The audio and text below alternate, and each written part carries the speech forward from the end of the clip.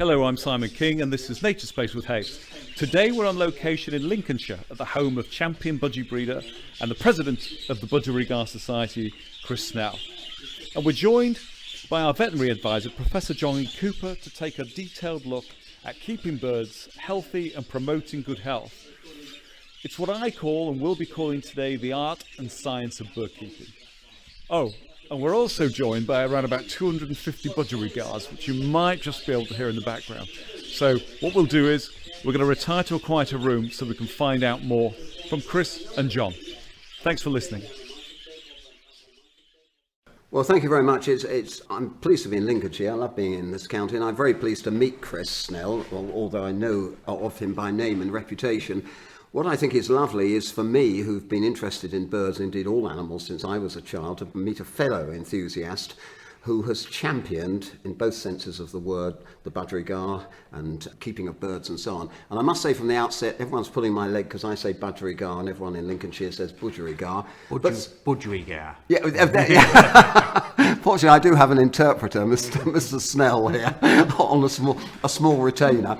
But isn't it right that the name comes from Aboriginal? Yes, It came from one of the first birds came over in 1840, Professor John Gould. Yes. He brought into England, 1840, some Budgerigars, and the name Budgerigar came from the Aboriginal word for Budgerigar.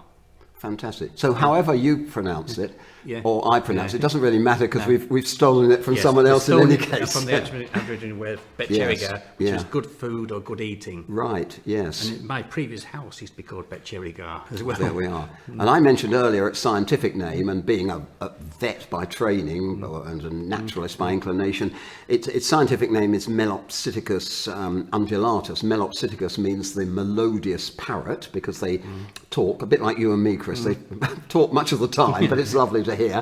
And of course, undulatus means undulating flight. So it's a very interesting species. I'm interested in it because it's relatively recent, knowledge of it. When Linnaeus did his famous classification of animals and plants in the 18th century, he didn't know the Budgerigar because it didn't actually appear in this country until, early 19th century? You've got some of the names there. Yeah, 1840, yes. But when the first birds come over, there was only hen birds. Is that right? Because when they caught these birds in the outback where they go in, the hens will leave the flock. Yes. Find the nesting places, and the cock birds will go to them. So when they was catching these birds, they was catching them when the hens were about to find the nests. So they caught 30, 40 birds. And there was all light green or green hens. So they got them back. That's and they're interesting. thinking, well, why won't they breed? And that's the opposite, of course, of our wren in this country, where the male makes various nests and the female comes and inspects them and decides which one she likes. So there's that historical side. And of course, I also like to say that Britain played an important part in the recognition of the Budgerigar, because before John Gould actually described it, whatever it was, there had been a description by Henry Shaw. Henry Shaw was a fellow of the Linnean Society, which is the society to which Simon King, our compere today, belongs. And he was the first person to realise that it was a new species. So we've got some famous names there and some links with the group that's gathered together. I'd also like to say that the reason why I always welcome meeting someone like you, Chris, is because I'm sure we have a shared belief that animals are good for people, and in this case, birds particularly. Absolutely, yes. And some years ago, when I was playing a part as a vet, this is back in the 80s, in promoting the idea that animals had a... Is this 1980s or 1880s, John? I have to say I didn't come to Lincolnshire to be so abused and insulted, and I have to say I love your humour. This was the 1980s, and amongst many things I wrote at the time was one paper advocating animals having a place in hospitals and in care homes and so on, because keeping a budgie, keeping fish, whatever it happened to be, was good for people there. But I also wrote this one, animals in schools, and this also mentioned birds as being valuable and young people learning, which I think we'll come on to in a minute.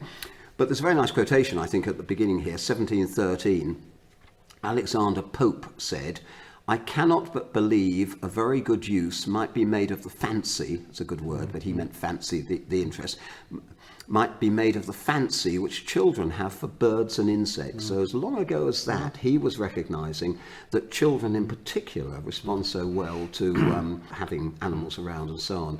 And I expect we'll return to it later on. But I mean, You remember, when in the 1960s when I started, everybody had like a hobby, keeping birds, mice, rabbits, pigeons. There used to be pigeon lofts all over Grimsby. Yeah, indeed. And budgerigars. Yeah. And it's something which I'm sure helped my generation to be like we are, and your generation, Yes, John. yeah. But now it's extremely difficult to get the younger people involved. It's so strange, yet at the same time, many of them are aware of biodiversity, the threats to the planet. But my wife is always saying many of these people just see it on television, or they see it on their smartphones. They don't actually go out and see if they can hear a skylark singing. They just see it on the screen. So are you arguing that, in your particular case, budgerigars can be a way of learning about the natural world, even though they're kept in captivity? Yes, they're in captivity, but they've got to be well looked after. Yeah. And as president of the Budgie Society, that's one of my themes of my presidential 2 years, is to the well-being of the birds. Yes. I have cages and aviaries and outside aviaries, and they are big because I have this. I believe very strongly that a budgerigar has got to fly. Yes. And some budgerigars can't fly because they're too big, and that's a huge problem. Yes. It's a huge problem, and the feathering's gone very coarse, and where they're just impossible to reproduce. And my birds have outside aviaries, open aviaries with wire on, of course. Yes, of course. So they get the sunshine, the vitamins from the sun, and they'll get rainwater as well. Yes. Well, I'm interested in that because, of course, one of the features of birds is that they are the main class of vertebrate animals that can fly. I know we have things like bats and insects and so on, but I mean, the feature of birds is that they can fly. Their feathers are adapted for that. And part of my investigations over many years has been looking at feather problems in birds. And these, for example, I'm just showing Chris here some scanning electron microscope pictures of feathers of birds. You can see this is a barb, and these are the barbules. It's like that you know it's like that, etc. And I was looking for signs of injury, disease, etc. And then some very high-powered ones here, looking to see whether they're actually developing properly. And we know, of course, that quite a number of diseases, problems in budgerigars and other species can be related to poor feather development, viruses, etc., etc. But quite apart from that, you've emphasised the importance of flight. Do you think it would be reasonable to say, because there are critics of keeping birds in captivity, aren't there? There is, yes. I mean, there are people who are saying, oh, we shouldn't have these in captivity, they should be released, as if you could release budgerigars back into the wild. They would all die. They've changed so much, as you're absolutely, going to tell us a bit later. Yes. But flight is so important, and we do know that the wild, the free-living budgerigars in Australia, and I think there are 3 or 4 subspecies, but they're the same basic one, are in flocks for a start. So that probably tells us that in captivity they either should be in groups, or if it's a single budgie, have the contact with human beings. Would you agree with that? Yes. In other words, they're social animals. Yes. So that's the first thing. And the other thing I'm interested in is because they fly, and of course in the wild they have to fly to find their food. When there's a drought, they might go miles and miles to look for food. Are you suggesting also that therefore they should in captivity be given the opportunity to fly? That's good for them, and also presumably a chance for you to assess their health and so on. Absolutely, 100%. Yes. 100%. I go to certain people and they don't have flights, they just have sort of cages. And the birds, because they haven't got the ability to fly 6 feet, they soon become non-flyers. And that's wrong. That's so wrong. We've got to... The reason I keep my birds, they're an extension to my family. Yes. I hope my wife can't hear that, because she's upstairs at the moment. She seems very happy. She's very kind to us. She's happy with it, yes. Yes. The birds came before her. And, but they must fly. They must fly. And they must be healthy. Because the important thing of any hobby, if it's birds, anything, they've got to reproduce.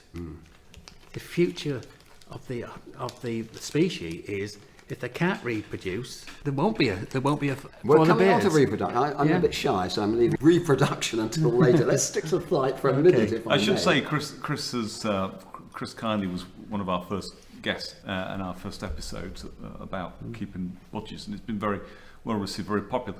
But when we first talked and you said a bird's got to fly, and it to me seemed very obvious, but actually it was interesting to hear you say it's not actually that obvious. It is obvious, but people In the hobby. can't understand it when I say the bird's got to fly.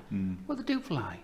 How much? Well, I don't know. But can I just say, it's very obvious to me as a vet who has examined lots of live birds, including budgies, and even more, I've done post-mortem examinations on, because I do a lot of diagnostic pathology. When you look at the anatomy, I'm holding up at the moment a sternum, that's a breastbone of a bird. It's enormous because it comes from a mute swan. In contrast, this little tiny one here, which is still larger than on a Budgerigar, but nevertheless small. You can see the same basic shape. Yes. And this one actually is interesting. It's got a little twist on it. So this is from a small bird here. This is from a mute swan. Now, I think to myself, why are birds the only vertebrate animals that have this very strange sternum? You and I have a breastbone, but it's made up of several bits, etc. Why and how did this evolve? Considering that birds, including the Budgerigar, will have come from these ground-living terrestrial reptiles, 200 million years ago, and somehow those evolved into birds. An important part was that this developed, which I'm showing now, with this keel, the sternum, which is, perhaps in a minute you'll say something about condition, and that is there to support the two pectoral muscles, and listeners will be able to hear me scraping where the muscle goes. And so that has evolved, and all 9,000 species of bird, even if they're flightless ones like ostriches, will still have some form of sternum and to support muscles that would enable them, or certainly would in the past in the case of some birds, to fly. So you're quite right. I mean, flight is part of the evolution over millions of years of these birds. And if we believe in the 5 freedoms of keeping animals, one of which is normal behaviour, one of those really should be being able to fly. Mentioned condition, you're familiar with the musculature over the breast there. Yes. Why is that important in terms of checking your birds are healthy? I can pick a bird up Yeah. and I instantly know it's ill because I can feel the breastbone. Absolutely. And it's like a razor. A razor. Yeah, it is, yeah. And the bird might look fine. Yeah. But as soon as you pick it up, and it's usually a bit lighter, and what we call it going light. in the Yeah, hobby. that's right. Yeah, and we see it in greenfinches and other birds as well. It's Yes, a normal yeah. thing for the early death. And so the muscle's gone. Yeah. That's the first thing that goes when you're ill, isn't it? I Yeah, believe. and it's a reminder to our listeners Yeah. that birds, like other animals, will mask their symptoms, their clinical signs, won't they? A bird doesn't want you to know it's unwell. No, So, that's right. you know, it's only when you handle it, and I do the same. The first thing I do if I have a bird in the hand is feel the keel bone, whether it's a small bird I do that. or an enormous one, you know, but that is part That's the of first condition. thing. If I'm, Yeah. and this is a little, when anybody's purchasing a bird, they should handle it. Yes, yeah. People put some birds up for sale, and I like them. I said, well, just hold them. Yeah. Why? I said, well, make sure it's okay. Because I can't tell. I can tell because I've been doing it 57 years. Yeah. I can tell. And I can remember once though, where this guy was trying to give me a bird, and I refused it. And I didn't like telling him because I thought, the bird was ill. Yeah. So, and it would have died within 2 months. But he was trying to give me, and I think, don't buy a bird what's ill. I'd like to return, though, to what is a difficult question or subject, and that is of individually kept budgerigars. Because traditionally, you had a whole spectrum of people, Yes. breeders like Yeah. yourself, professional, who knew all about their birds, the genetics and Yes. selection Yeah. of cock birds and hen birds and so on, and producing these wonderful varieties, which I could list, but you'll catch me out on them undoubtedly. You know, the clear wings and the lace wings and the spangles and all those sort of things. There's hundreds. Yeah, exactly. We've got black faces now on black wings. But the other end of the scale will be the people who say, well, hang on a sec, I do just keep an individual budgerigar. And many people have in the past for company. And I would just like to mention this, a bit of topicality today, because I heard today that, as the listeners will have done, that 1,000 members of the public have had prescribed on the National Health Service their heating bills for the next few months. It was on BBC this morning, it will be on later today. And that is because keeping people warm during the winter is very important for their health. And it made me think of in the 70s, even earlier than my paper in the 80s, when I was working in London, I would work with local authorities, visiting people, and my students would go with me, visiting people who lived on their own generally, who were not very well themselves, who were hesitant to keep their little flat, and it was sometimes just a 1 or 2 room flat, warm because of the cost. But very, very often these people would have a budgerigar in a cage. And we'd say, but your budgerigar needs the heating. Why don't you keep the room warm for the budgerigar? And as a result, it warms the person as well.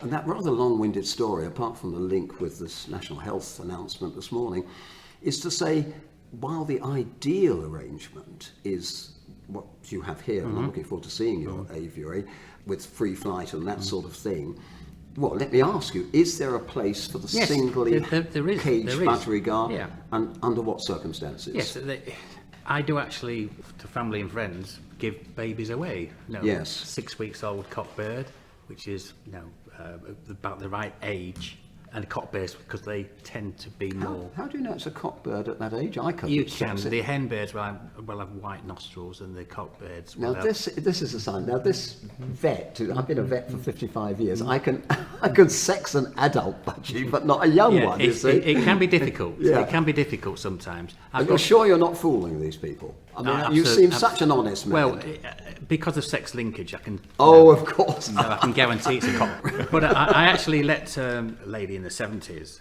and it was an Australian dominant pied, so she called it Sydney. And she puts it on Facebook, and this Budgerigar actually knows about 70 words in a year. And it repeats all these words. And I said to when she said, I like a budgie, and I said, I'll let you have one. I went out to the aviary, showed it was still in the box. I said, you can have that one in 2 weeks' time. And I told her to get the cage, cover it at night, put a mirror in so it can talk to itself, and they think they've got two there. So that's part of the idea of social mixing. Social mixing. Yeah, and right. I said, talk to it continually. Start off with, say, pretty boy, or his name, or Sydney, and then once it's said that, you've cracked it. But you've got to talk to it. And this Janice, she talks budgie all day. And can I ask you, it's wonderful for her because she lost her husband. Yeah. That's wonderful. To me, it's wonderful as well. So there's that advantage. But can I ask you, your birds presumably they might mimic, but they don't mimic a voice because they mimic each other. Right, so they're just doing with this lady. They're doing what they would do with their own species. They were minor birds. Yeah, of course. I used to keep one. Yeah, and if you had a telephone, certain different noise, it would copy the telephone. Ours would impersonate the dog's barking, and we think there was someone at the door. We'd all come running downstairs. And starlings are good for doing that as well. They're related to the minor bird. Absolutely. So you just keep repeating it to it, and it's given this woman. You know, she wasn't lonely by means, but she got this budgie and she has friends coming around to see it. So it's great for her. So your message would be, first of all, that birds are good for people. Yes. Budgies are good for people. They've been bred in captivity for 200 years. So, I mean, they've been selected, not only for the traits you don't like, I understand. You'll tell us, I'm sure, about size, but also for, if you like, domesticity, being habituated to humans, this sort of thing, all the valuable things that your own dog here shows, and that's they've been domestic much longer. So your message would be, our message would be, nothing wrong with keeping an individual bird, but you must remember it's on its own. It hasn't got the company yours have in. Don't ignore it. Yeah, that's right. Yes. Be your best friend. So, and we would say the same about bigger citizen birds, bigger parrots. I mean, if you've got an African grey or an Amazon or cockatiel or whatever it is, don't be out all day and just leave it in a cage on its own, because we know what's going to happen. It'll start pulling feathers and things like that. And also, when you get an African grey, remember it's the grandchildren who will probably finish up with it. Right? And it might be bald if it's been pulling its, a bit like me, but been pulling its feathers out because it's had no one to talk to. Yeah, so I say that because I'm very conscious, as I expect you must be, of not just the sort of, if you like, the apathy in terms of keeping animals, keeping birds, keeping your pigeons that you referred to later, but there's actual negativity. You hear more and more people saying or writing, we should not keep birds in cages, etc. And I have to say, and I must keep it anonymous, that quite an eminent British vet has written an extremely good book about animal welfare and what we can do to try and promote animal welfare, how we deal with cattle and horses and everything else. But unfortunately, he has a section on birds, and he comes out very opposed, or sounds very opposed to birds in cages. And that is based entirely on the fact that he did a study many years ago on zebra finches. And the zebra finches he was studying were ones that were just caged. They came from pet shops. They didn't have the social interaction. And zebra finches, obviously, you know, make that noise. They love it, absolutely. And they jump, and Chris's. And he didn't experience that. He didn't read the wonderful books by Cyril Rogers and others about zebra finches, nor indeed visit Cyril's aviaries in Suffolk, where he had zebra finches in outside aviaries. And as far as I was concerned, as a sort of, at that stage, middle-aged vet who occasionally gave Cyril some help, those birds lived a very natural life. So I think it's easy for people nowadays, even this eminent vet, to sort of look at birds under certain circumstances and say, I don't like that. And you and I would say the same about certain things, and to forget that the bigger picture is that, first of all, for some people it's therapeutic to keep a single bird. And of course that you can't judge the whole of bird keeping, the whole of aviculture on that. But you know, generally speak, the exhibition birds in this country, there's 2,000 members of the Budgie Society, just over 2,000 members. And I don't know anybody who keeps them in bad conditions. No. They're cage birds, but to let them out into outside, they'll die. You know? Yeah. So, but we do look after them. We do look after them. Yes, and we are, as Simon has said, we're talking very much about health of birds. I'd like to return to my interest in sort of evolution and anatomy and so on. And I brought 3 preserved feet of birds here. One is an eagle, one is a pheasant, and one is, well, something with webbed feet. I forget what it is. But I brought these along to remind us that birds, much as we love them, are in many respects, forgive me for saying this, glorified reptiles. They've evolved from reptiles. Somehow they developed the ability to maintain their body temperature, so they have a high body temperature. The other thing about a small bird, you hold it in your hand and you can feel the heat there, and you can feel the heart. The heart is going like a bomb. Absolutely. I put a heart to my ear. Yeah, I know. Absolutely. And wonderful. You cannot believe how quick that heartbeat is. This is a man without a stethoscope, but he probably listens to Budgie's hearts better than I do. So I brought these along just to remind us that when you look at the feet of a bird, any species of bird, we see the scalation here, which is a reminder that these did evolve from Africa, actually, probably a tawny eagle. But they all have that same basic pattern of the scales here, and everything else is made of keratin, the same sort of stuff as we have on our nails and so on. But I wanted to ask you about, in terms of health management, when you go into your aviary, into your bird room, I haven't seen it yet, whatever you have, you're obviously looking at I'm sure, as a good bird keeper, you stand back initially and just watch them and listen, and as a good vet should. And smell as well. Smell, absolutely. Yes. But what about the feet? I mean, whether they favour one foot or another. Tell me about that. It's interesting because recently I had a bird where the foot was twice as big and it was all scaly, and I thought, I've got scaly face. Which is a mite infestation, Nematococcus, and nothing, that didn't do any. I gave it some ivermectin, and the bird which died. is an anti-worm parasite. I'm trying to kill the. I'm only translating for the listeners, And the bird died, but that's the only one I've had. Can I ask a silly question? You would have checked. It didn't have an elastic band or something around its leg. No. Sometimes people miss a thing like that. You can get the ring on. I knew you would know that, but I mean, sometimes with wild birds, people don't look further up the leg and see if perhaps there's a constriction. That's the first thing I looked at. Good, because we've got the right man on this podcast. I get the rings. If you get any foreign matter underneath the ring. Yeah. Onto they can go Absolutely, septic, and you've got yes. to cut the ring. I've got some Yes. ring cutters. Yes.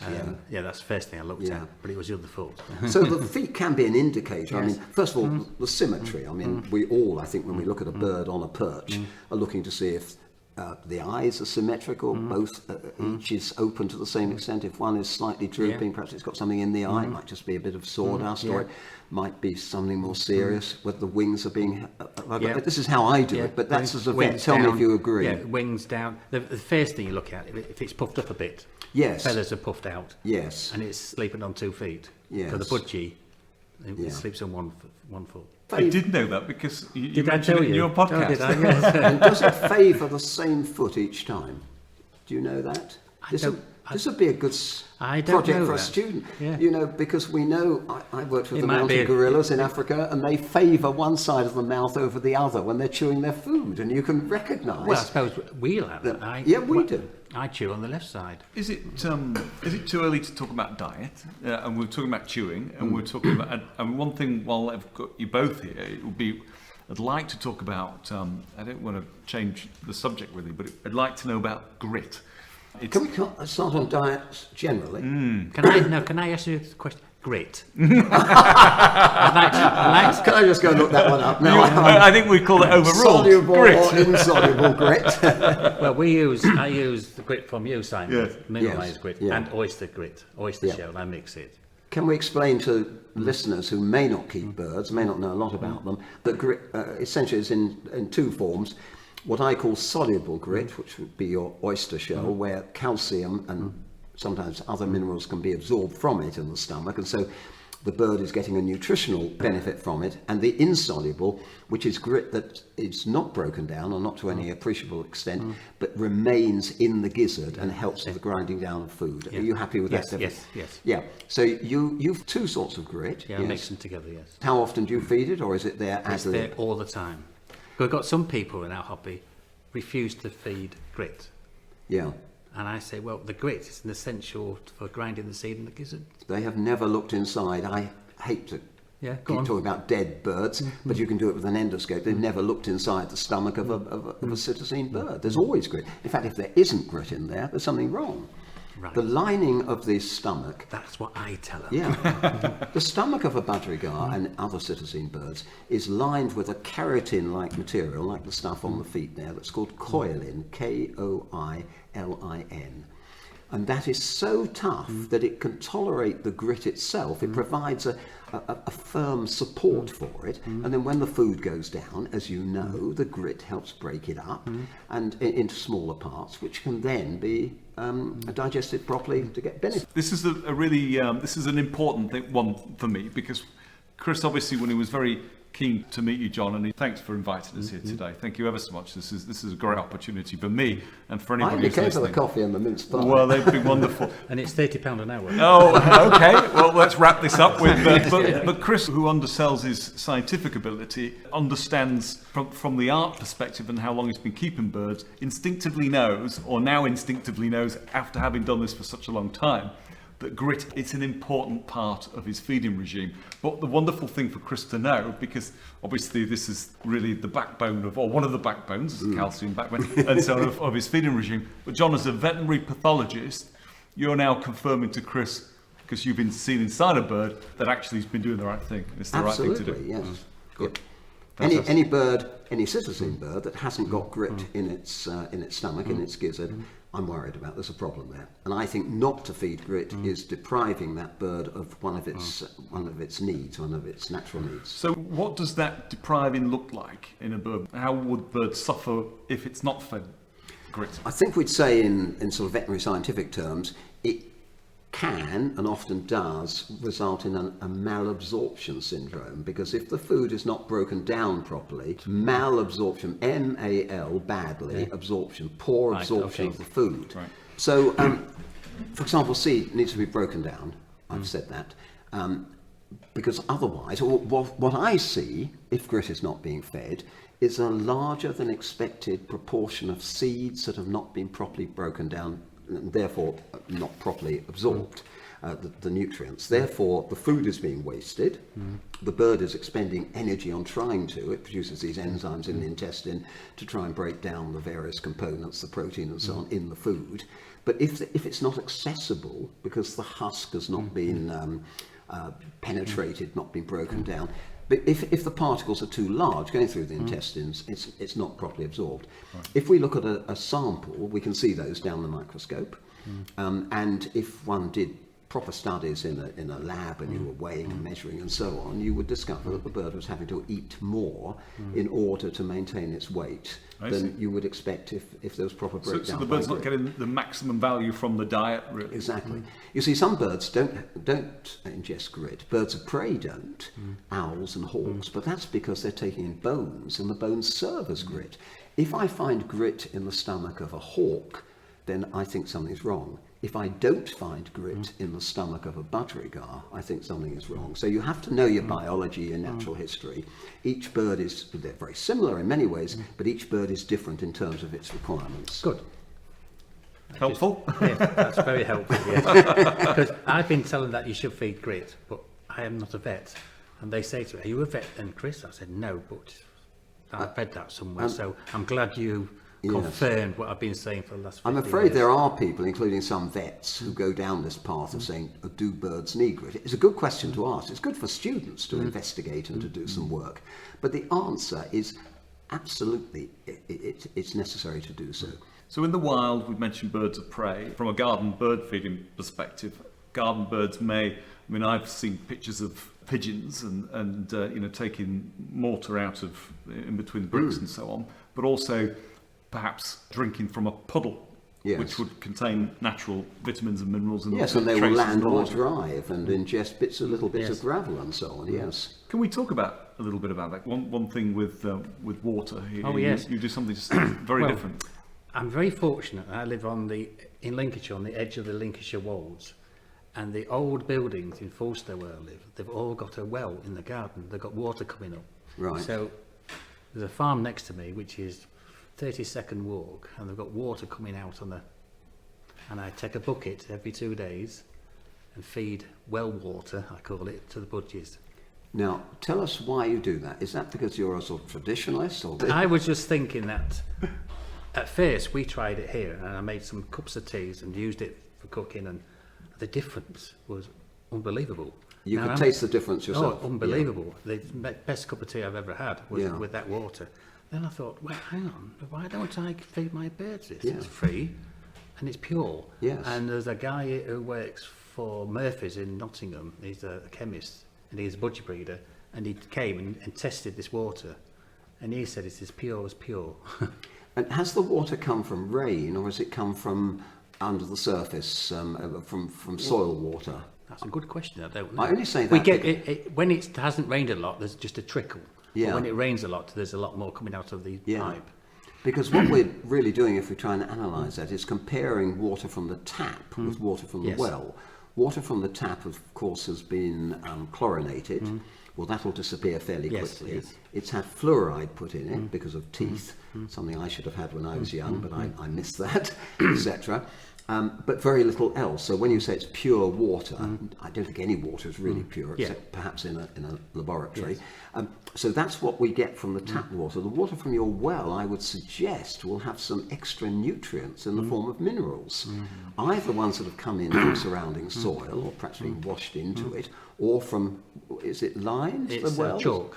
Chalk. Yes. Well, it's certainly be getting calcium, Calcium, and calcium carbonate from that, and a bit of magnesium, etc.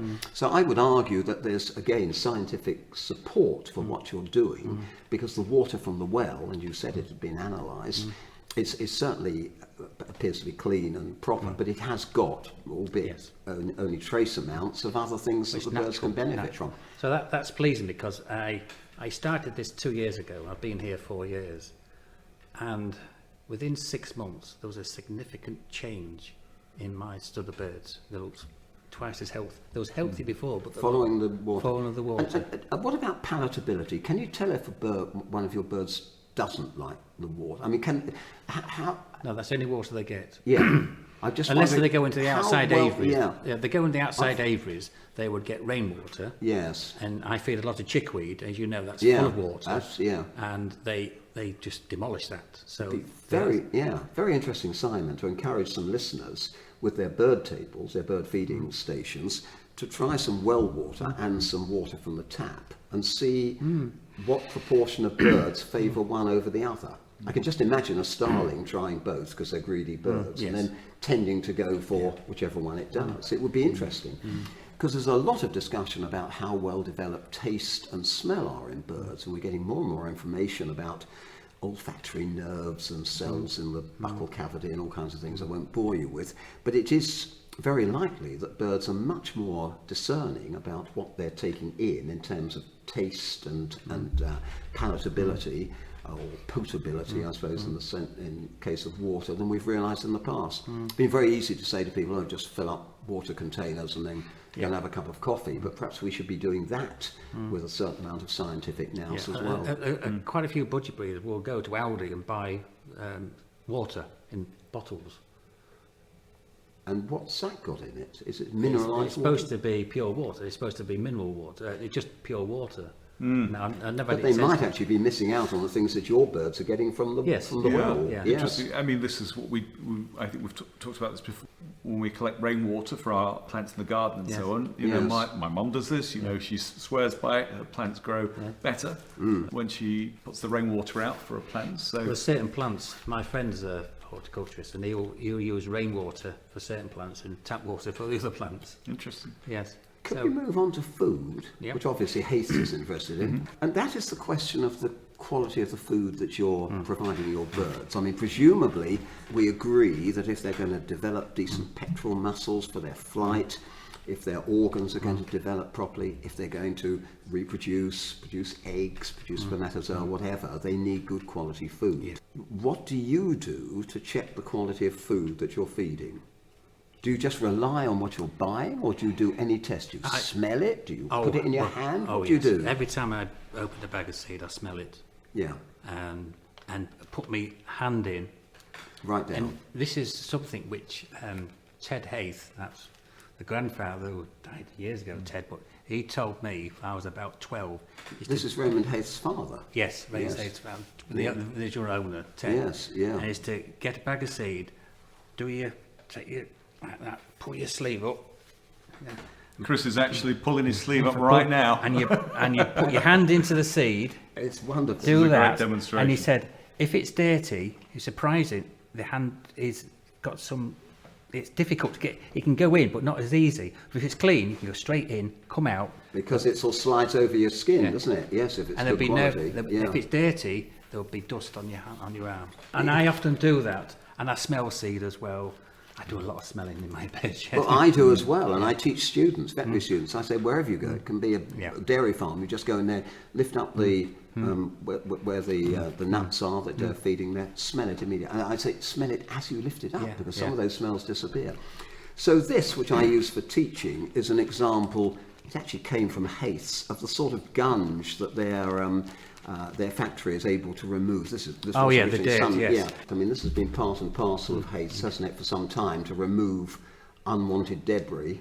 John, you've just passed me something really that we would consider the waste product, or after we've put our product through a cleaner several times, really. So when I look at that, I don't see anything in there that's got any value at all. So Except for students, they can learn from it. absolutely, well, it's definitely a great example of what a diet might look like if it's not clean. Yes.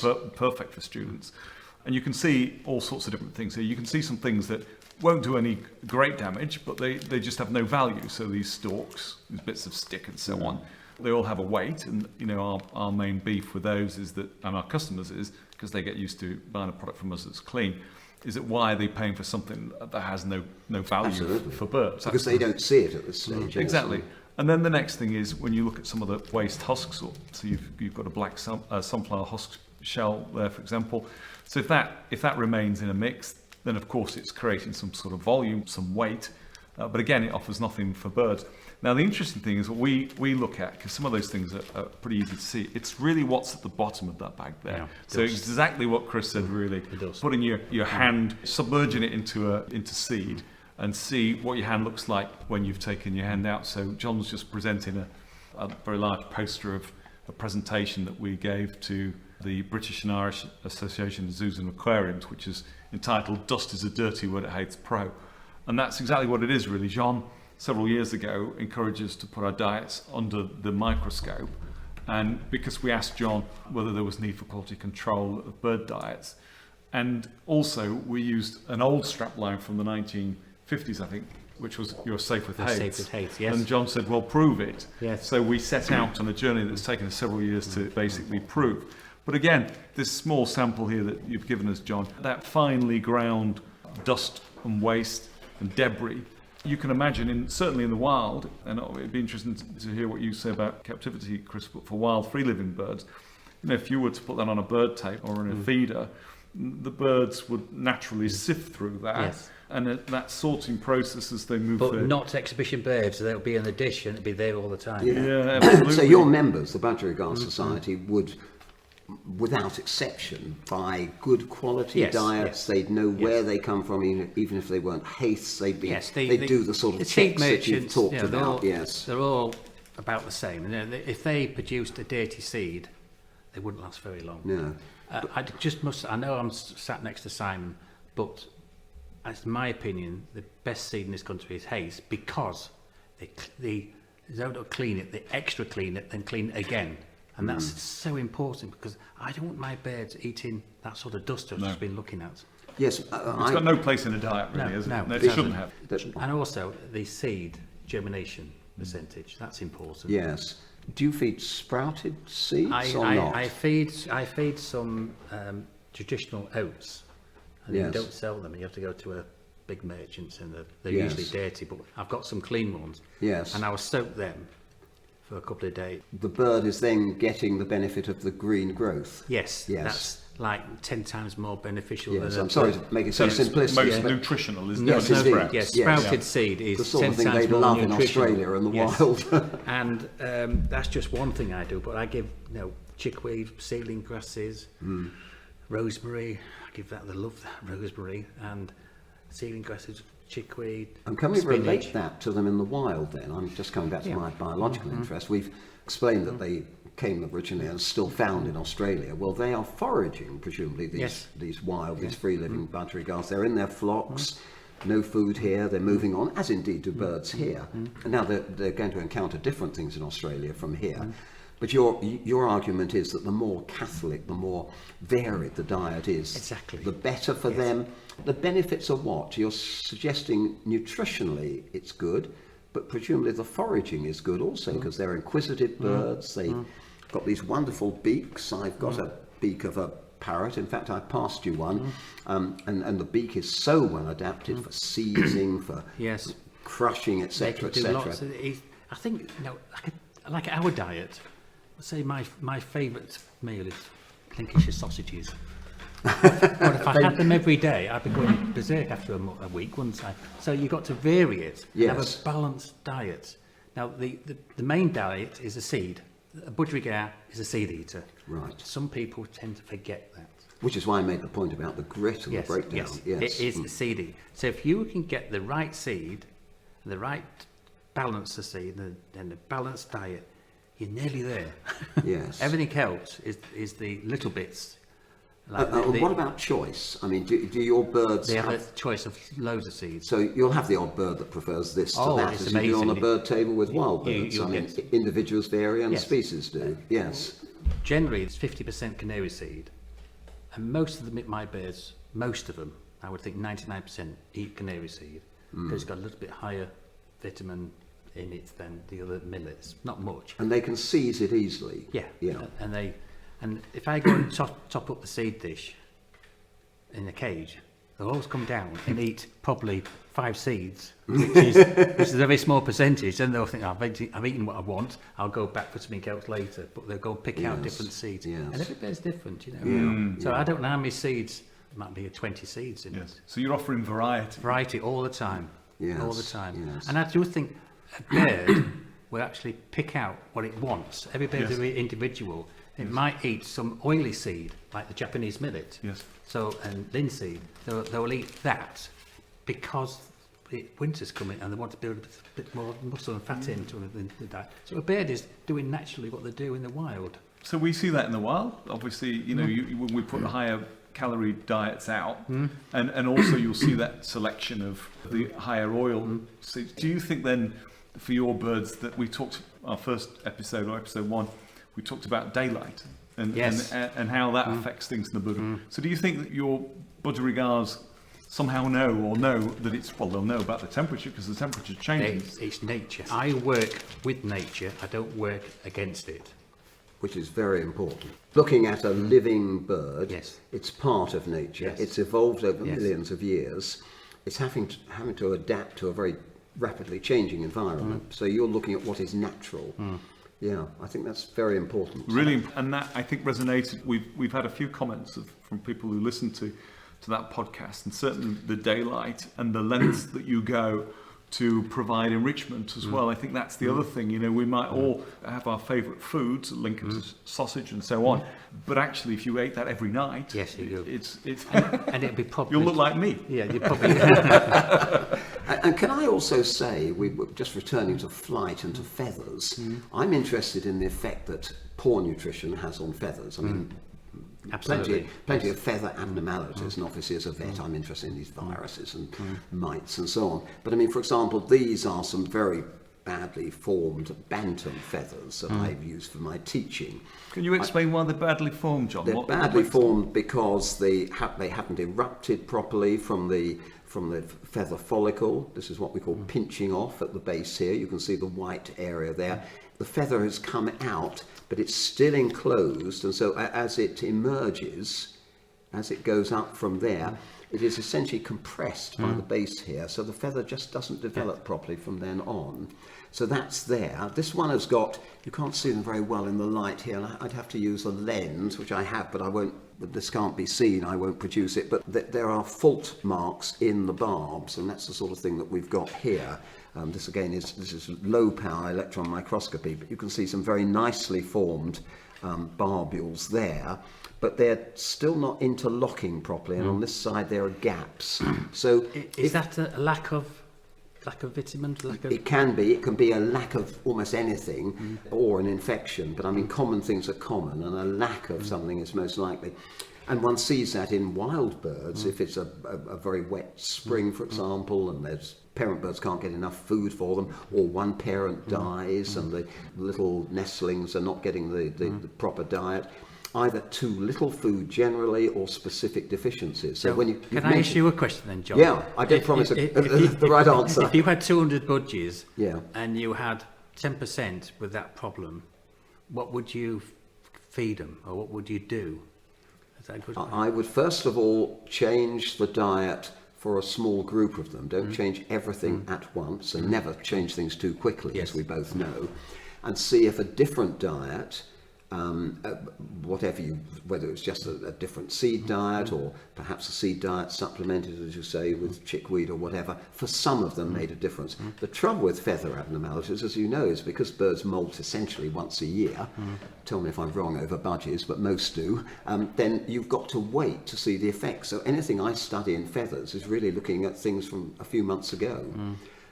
It's a bit like your hair going grey. Mine's naturally grey because I'm old, but people who suffer from sort of shell shock, the greyness takes time to come out, and that's very much the same. In that case, the hair follicle has contracted, or the blood supply has been reduced, and that's why the hair comes out a different colour. If just going on that arbitrary, say, 10% of bird, what in the wild would that feather formation or that lack of formation still be a thing in the wild? So It'd be a death sentence, probably. Really? I mean, Right. survival of the fittest. That's it. Yes. That's what we've got to do in our hobby.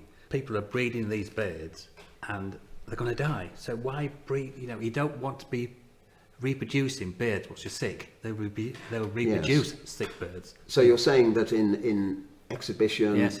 We have in the breeding, Yes. you've got to be a bit like a farmer. You've got to be ruthless. You're still humane. You don't Proactive, want, yes. And therefore, if birds are not going to survive or thrive, you do something. If necessary, they have to be culled.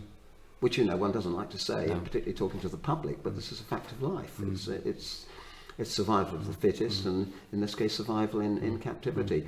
And I think it's important, if we're going to promote captive birds, to say those birds should be of the highest quality and at the highest welfare standards. And welfare standards are not met if a bird has feathers that aren't functioning, feet that are knobbly, got this problem or that problem or whatever.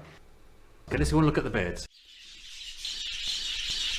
Right, so as you can probably hear, we're in the bird room right now. This may not work, and whoever's listening to this may struggle a little bit, but I think it would be a shame to come all the way out to Lincolnshire, John.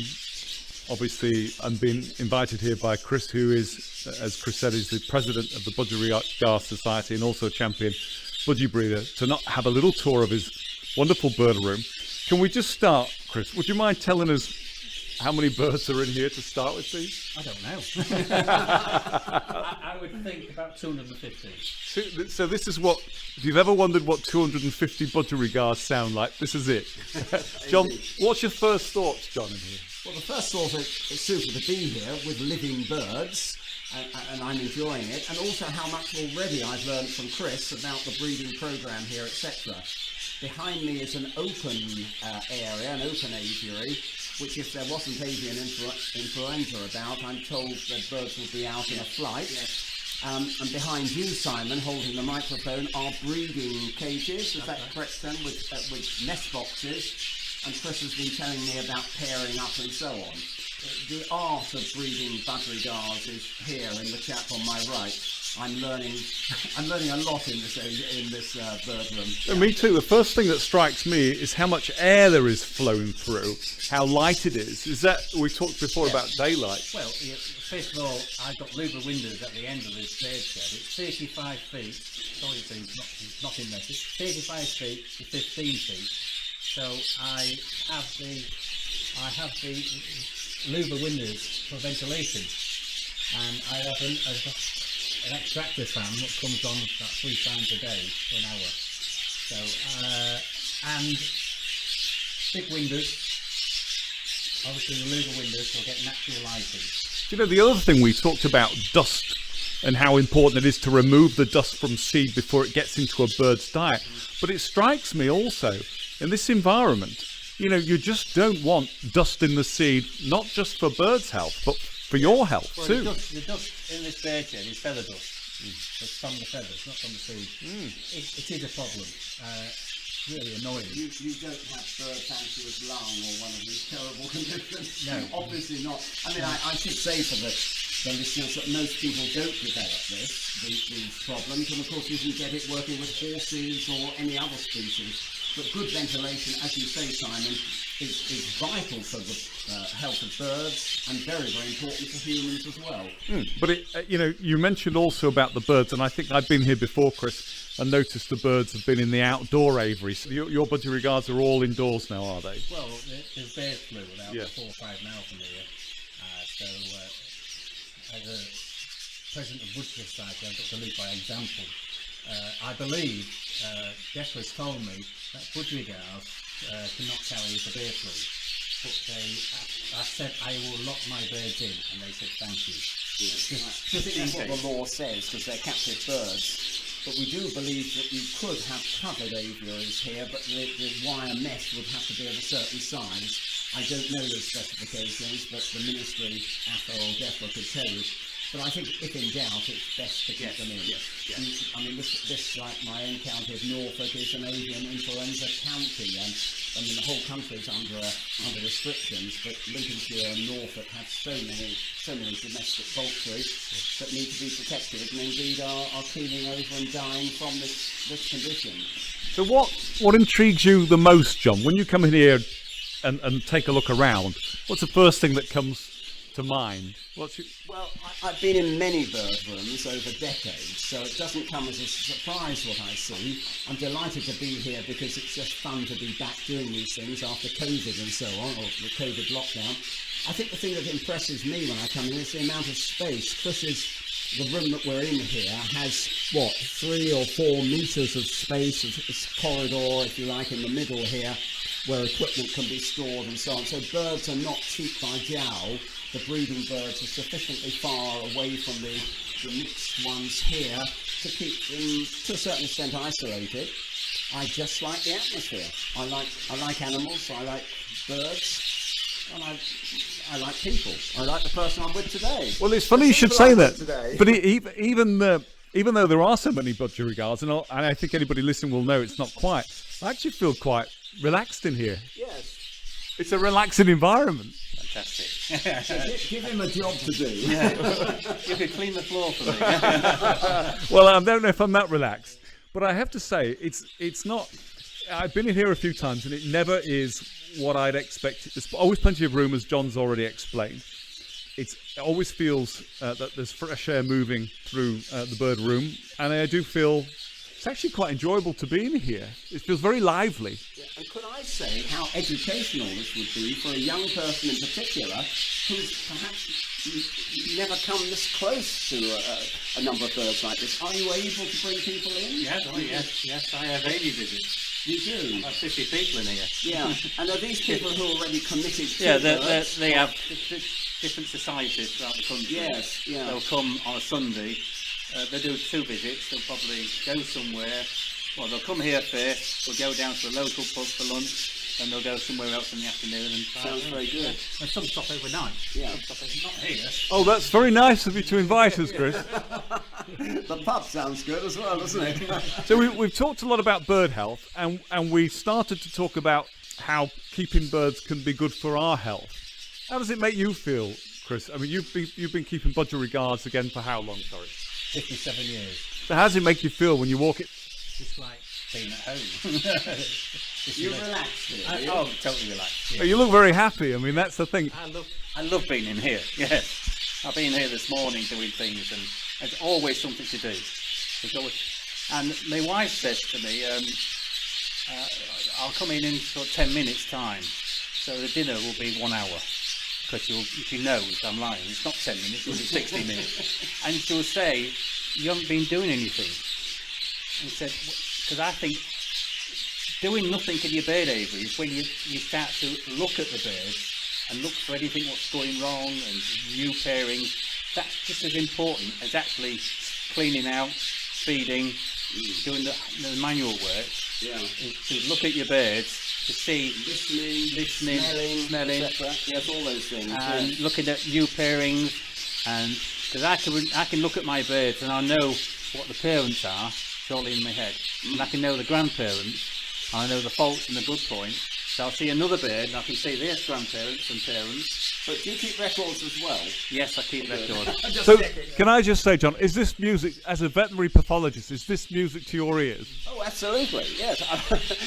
It's wonderful. I mean, I'm only a veterinary pathologist because I'm interested in finding out why birds and other animals sometimes are unwell or die. I prefer them alive, and if they're in the hands of someone who cares for them, they will remain alive for an extended period of time. Chris Snell, John Cooper, just want to thank you on behalf of Haith. Thank you for inviting us here, Chris. Yeah, it's been great. It's been really, really interesting. We'll be bringing the professor back. Is that okay? He can come back anytime he wants. And John Cooper, everything okay? Have you enjoyed that?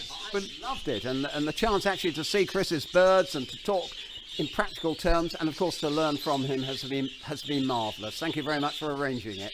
You are very welcome. This is Nature Space with Haith. Thank you. Thank you.